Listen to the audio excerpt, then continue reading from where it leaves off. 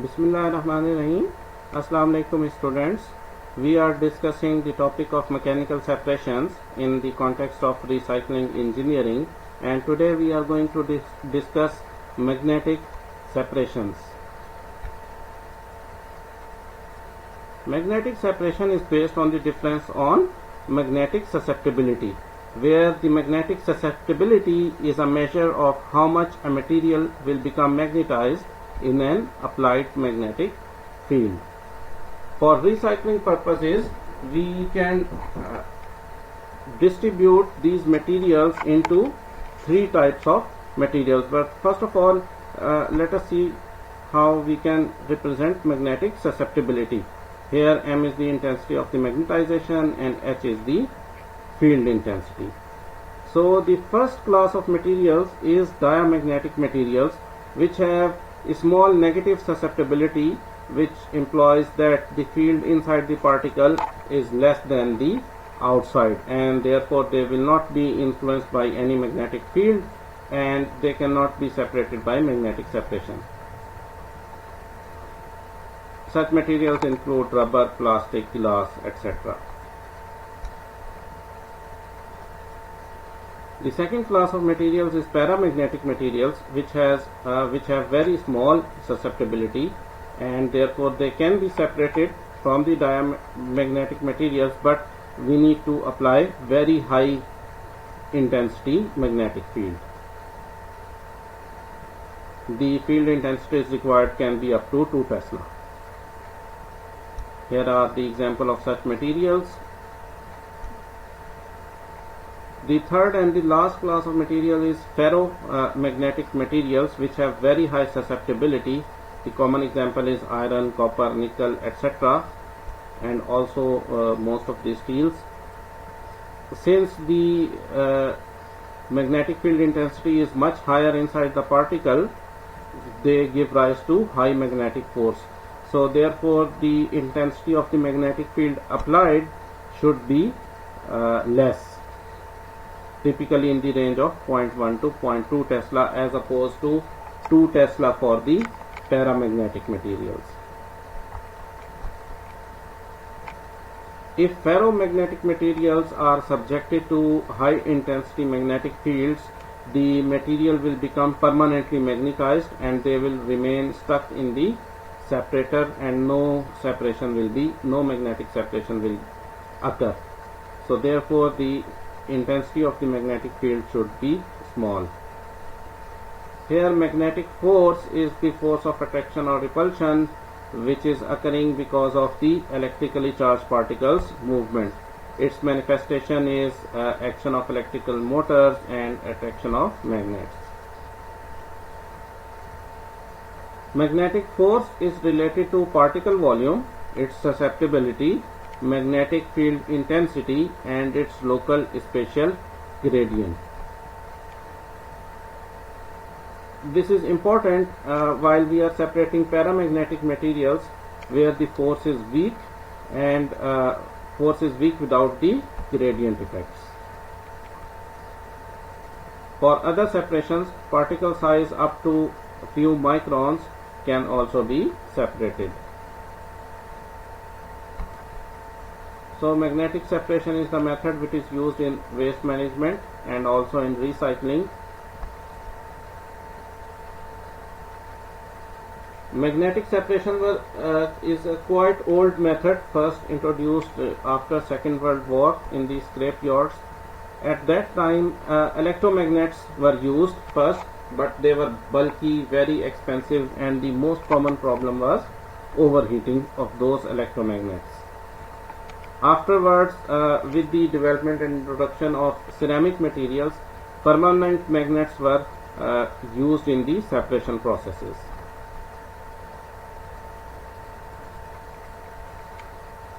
So by the end of 1970, the magnetic separation technology was matured, and nowadays three types of magnetic separators are used: overhead magnets, magnetic pulleys, and magnetic drum. We will briefly discuss about all three of them. And all three methods are used in the recycling industry for removal of metals from other materials. This is an example of overhead magnets where the magnet is at the top pulley. This is also the example of overhead magnet, but this arrangement is referred to as cross belt magnetic separator.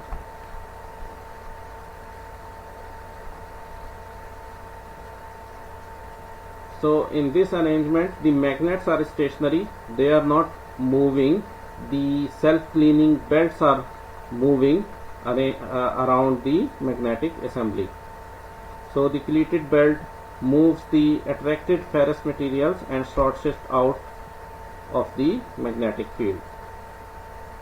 So these are two arrangements which we have just seen parallel to the conveyor, which is referred to as inline magnetic separator, and perpendicular to the conveyor, the second figure we saw, which is referred to as cross belt. Other configurations are just the variant of these, and multiple magnets are used, and therefore they are referred to as multi-stage magnets.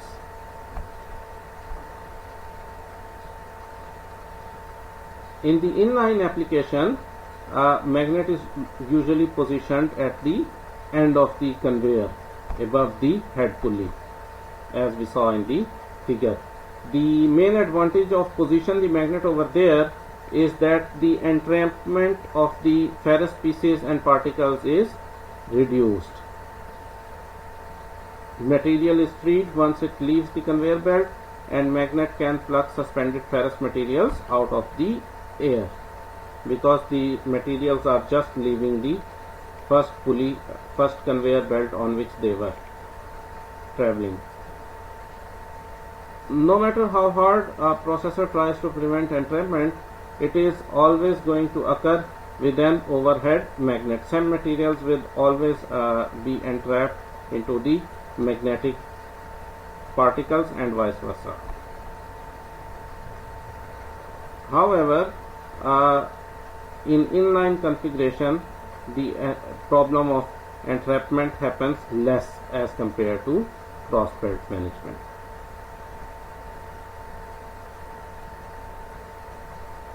It is usually tough to pull out ferrous materials from the wet streams.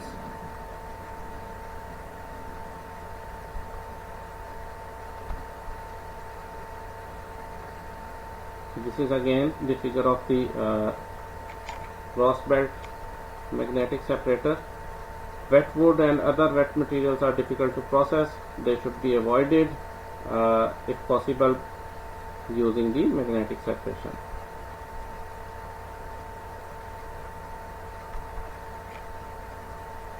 But an inline configuration can free up more of the ferrous materials for separation. But if we have to use the overhead magnets, then inline configuration is better than the cross belt configuration.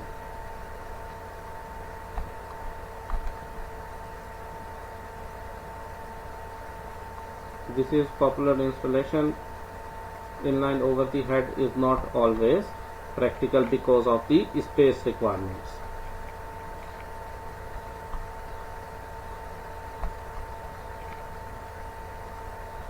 So the material recovery facility operators, they usually prefer a cross belt configuration because they have the freedom to place the magnets near the hand picking stations, and the belt speeds are low, which increase the efficiency.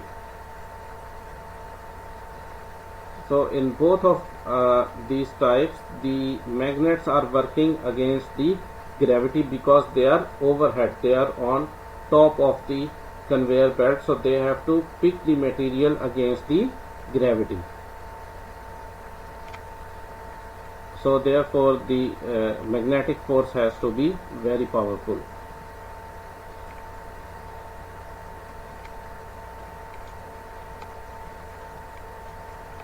But in case of inline setup, the requirement of the electric field is slightly less as compared to cross belt arrangement because the material is just leaving the first conveyor belt when it is being attracted by the magnet.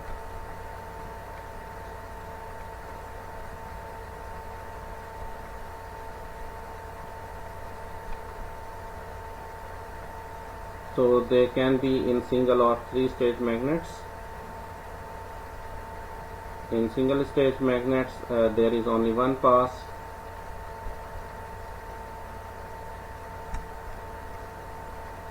So in three-stage configuration the materials go through three different magnets, and the efficiency is better, and also the chances of entrapment are less.